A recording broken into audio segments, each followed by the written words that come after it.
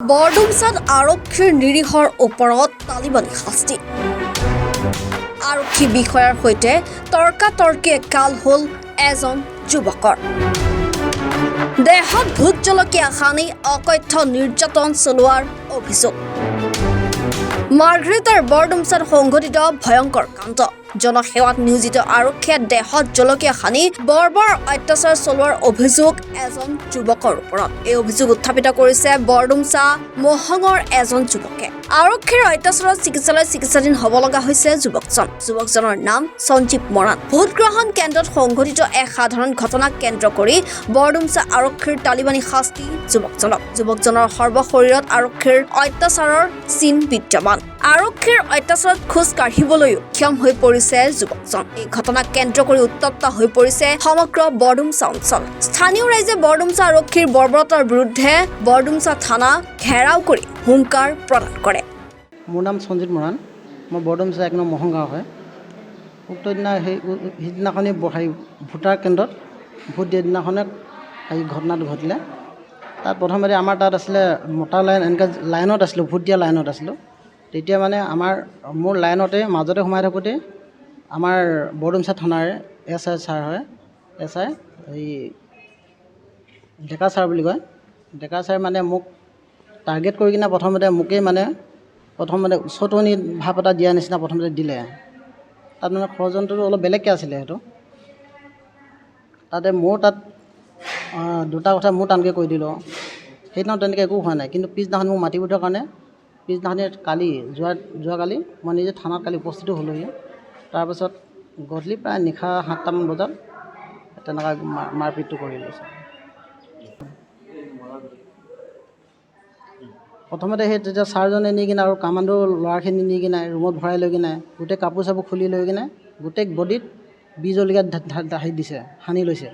তাৰপিছত ভৰিত তোলাত মাৰিছে, ইয়াতে এইটো দাগ আছে, ভৰিটো আছে, হাতত কোবাইছে, গোটেই গা পুৰি আছে এতিয়া জলকীয়াটো।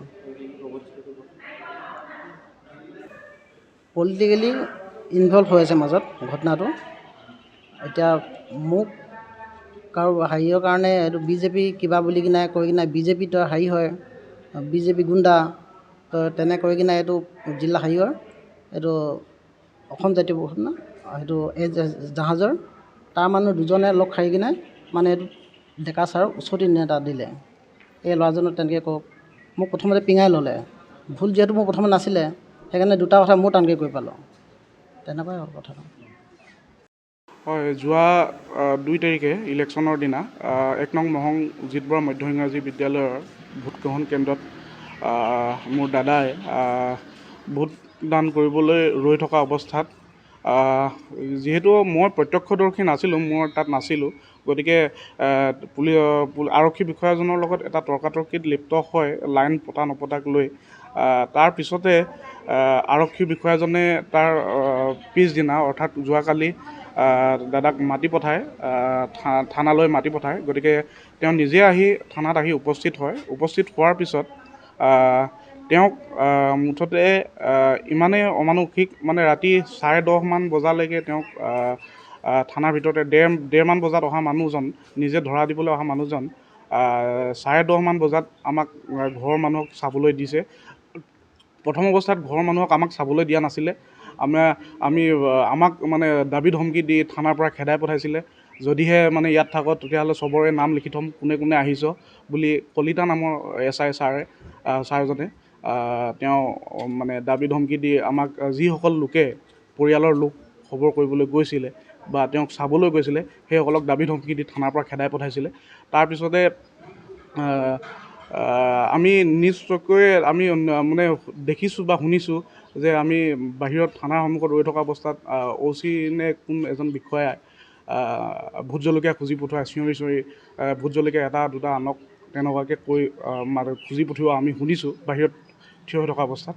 তাৰপিছত যেতিয়া আমাক উলিয়াই আনিলে মেডিকেলৰ পৰা ট্ৰিটমেণ্ট কৰি আনি কিনে আমাৰ পৰা শপতনামা লৈ, যিহেতু এৰি নিদিয়ে নহ'লে, শপতনামা লৈ যেতিয়া এৰি দিছে, তাৰপিছত আমি যেতিয়া ঘৰলৈ আনি দেখিছোঁ তেতিয়া তেওঁকতো পানী খাবলৈ দিয়া নাছিলে। পানী যেতিয়া আমি ভাত খাই পিছত যেতিয়া দাদাই মানে মুখখন ধুলে, তেতিয়া গোটেই সমস্ত মুখত মানে পুৰণি আৰম্ভ কৰিছে, গোটেই গুটি মুখত অৱস্থা বেয়া।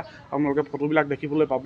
আৰু গোটেই ভৰিত আৰু কলা ফুলত গোটেই মানে আৰক্ষীৰ কোবৰ লাঠি কোবৰ চিন স্পষ্টভাৱে আছে আৰু আজি যোৱা কালিৰ পৰাই তাৰপিছৰ পৰাই তেওঁ মানে ভালদৰে খোজ কাঢ়িব পৰা নাই গতিকে আমি ধৰি হুইল চেয়াৰত উঠাই আমি ৰাতিয়ে আকৌ ডিগবৈ অসামৰিক চিকিৎসালয় পোৱালোগৈ কিন্তু তাতো এক্সৰে কৰিব লাগিব বুলি ক'লে কিন্তু ৰাতি যথেষ্ট পলম হৈ যোৱাৰ বাবে এক্সৰে কৰিব পৰা নগ'ল গতিকে আজি আমি পুনৰ বাকী এক্সৰে বা অন্যান্য চিকিৎসাখিনি কৰাবৰ বাবে আজি আমি চিকিৎসালয়লৈ লৈ আনিছোঁ